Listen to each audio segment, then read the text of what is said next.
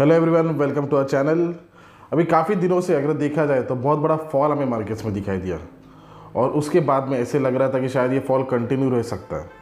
और मार्केट में इसी तरीके से होता है कि जब आपको लगता है कि अभी ये कंटिन्यू होगा और सबसे ज़्यादा लोग जब फियरफुल होते हैं तभी वहाँ से वो बाउंस बैक होता है, जबकि जब लोगों ने बाय करना चाहिए था तब एक्चुअली स्टॉप लॉसेस हिट होने के कारण उनका मॉरल डाउन हो जाता है। और वही हुआ, वहाँ से बाउंस बैक हुआ और उसके बाद अभी अगर देखा जाए तो कुछ हद तक कंसोलिडेशन में मार्केट्स दिखाई दे रहे हैं। ये ऐसा क्यों दिखाई दे रहा है, या फिर जो नीचे से जो बाउंस बैक आया था वो कंटिन्यू क्यों नहीं हुआ? और बड़ी बड़ी रैली से जैसे कि हमेशा अगर क्या होता था, अगर थोड़ा भी अगर फॉल होता था तो उसमें जो रिकवरी होती थी तो वो बहुत फास्ट होती थी। इस फॉल के पहले कुछ भी अगर फॉल मिलता था मार्केट्स को तो वो इतनी बड़ी अपॉर्चुनिटी होती थी। और उसी तरीके से इस बार भी काफ़ी लोगों को यही लगा था कि ये भी एक अपॉर्चुनिटी रहेगी, लेकिन उसने डाउनवर्ड डायरेक्शन में काफ़ी स्टॉप लॉसेस ट्रिगर किए, काफ़ी लेवल्स को भी ब्रेक किया। बेसिकली डिफरेंस क्या था, ये इस बार ऐसे क्यों हुआ और पिछली बार ऐसा क्यों नहीं हुआ था? बेसिकली डिफरेंस ये था कि पिछली बार क्या होता था, जब फॉल अगर होता था तो किसी ने भी अगर बेचा रहेगा, डीआई ने बेचा होगा या फिर एफआई ने बेचा होगा, तो वो पूरी ताकत से नीचे डाउनवर्ड डायरेक्शन से वापस एफआई की बाइंग स्टार्ट होती थी और उसी के कारण फिर दोनों की बाइंग स्टार्ट होने के कारण बहुत जल्दी वो रिकवरी हो जाती थी। लेकिन अभी अगर देखा जाए तो अभी काफ़ी दिनों से एफआई अभी भी फिलहाल बेच ही रही है और रोज़ कुछ ना कुछ हमारे पास डिजिट्स नंबर्स आ रहे हैं जिसकी वजह से कि एफआई की उतनी सेलिंग हो रही है। जब तक ये एफआई की सेलिंग बंद नहीं होती और बाइंग स्टार्ट नहीं होती तब तक बड़ी रैली हमें मार्केट्स में नहीं दिखाई दे सकती। अभी हम अगर ये एक्सपेक्ट करेंगे कि डीआई बाय करेगी, लेकिन डीआई अभी भी कितना बाय करेगी? अभी तक अगर देखा जाए तो करीबन 70% टू 80% तक का शेयर होल्ड एफआई की शेयर होल्ड था और वो ऑलमोस्ट अभी हाफ पर हो चुका है। फंड्स एफआई ने बेचा है और वो लिया किसने? वो डीआईज ने लिया है।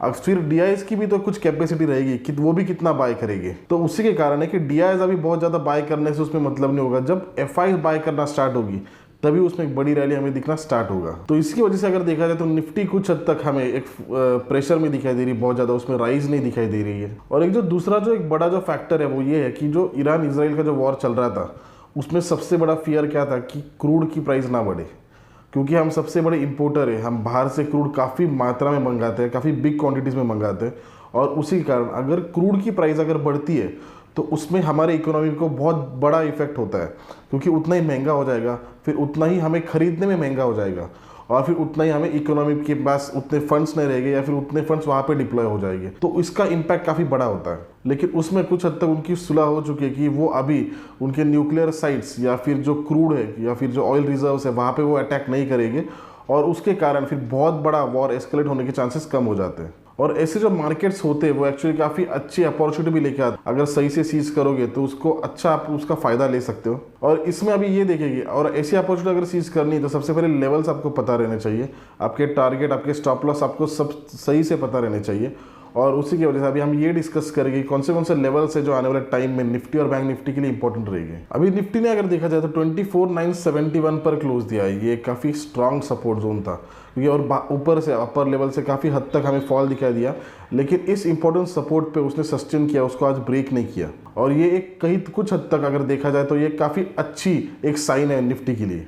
निफ्टी के लिए मुझे ऐसे लगता है कि 24,900 अगर ब्रेक होता है, मतलब ये 24,900 की जो इंपॉर्टेंट सपोर्ट जोन है ये अगर ब्रेक होती है तो मुझे लगता है कि 24,750 तक निफ्टी जा सकती है, क्योंकि उसके बाद में जो नेक्स्ट जो बिग सपोर्ट है वो 24,750 है। और 24,750 अगर देखा जाए तो काफ़ी बड़ा सपोर्ट है, उसको ब्रेक नहीं करना चाहिए निफ्टी ने। लेकिन अगर 24,740 ब्रेक होता है तो फिर एक बड़ी पैनिक की सिचुएशन मार्केट में हमें दिखाई दे सकती है, जो कि काफ़ी अभी कुछ ऐसे रीजंस नहीं दिखाई दे रहे कि वो उसके ब्रेक होना चाहिए। अगर कुछ न्यूज़ अगर आती है या फिर कुछ अगर एलिमेंट्स होते हैं जिसका इम्पैक्ट मार्केट पर अगर होगा तो फिर ही वो लेवल्स ब्रेक हो सकती है। और अपर साइड पर अगर देखा जाए तो 25,200 एक काफ़ी स्ट्रांग लेवल है अपर साइड पर, और काफ़ी बार अगर आप देखोगे तो 25,200 को उसने टच किया और लेकिन उसको ब्रेक नहीं कर पाई, और वो एक रेजिस्टेंस की लेवल है। अगर वो ब्रेक होती है तो हमें एक नई रैली अपर साइड पर निफ्टी में दिखाई दे सकती है, जो कि 25,400 तक जा सकती है। और अगर 25,400 ये एक अलग एक रेजिस्टेंस का पॉइंट है, ये अगर ब्रेक होता है तो एक नया हाई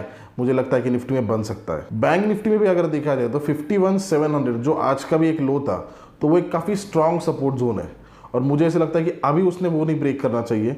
लेकिन 51,700 अगर ब्रेक होता है तो मुझे लगता है कि 450 पॉइंट्स या फिर 500 पॉइंट्स की डाउनवर्ड साइड पर मूवमेंट आ सकती है, जो कि करीबन 260 तक बैंक निफ्टी आ सकती है। मतलब 51 250 तक या फिर 260 तक बैंक निफ्टी आ सकती है।